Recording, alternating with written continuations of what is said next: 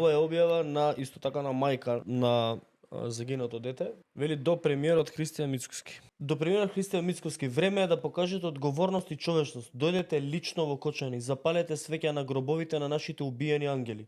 Не беа болни, беа убиени.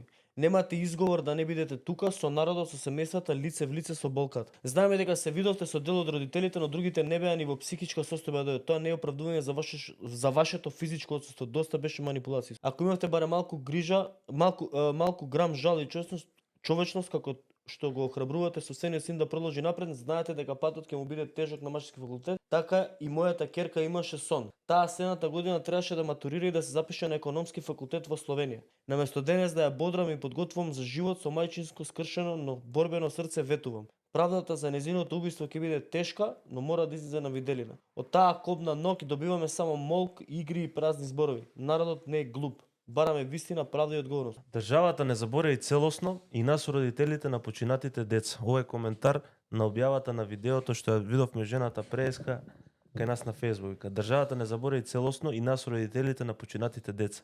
Или нашите деца ги нема више и се останува во минатото како други несреќи кои што се случија во Македонија. Луѓето неколку недели од почит кон своите деца, од немање сила, молчаа. Ама верувајте дека ќе почнат за брзо, гласно да зборуваат. Немојте да мислите, како што имаше напишано Габриела, дека некој е глуп. И дека ќе ви дозволат за 10 дена да затворите истрагата само со овие луѓе кои што сега ги имате пикирано.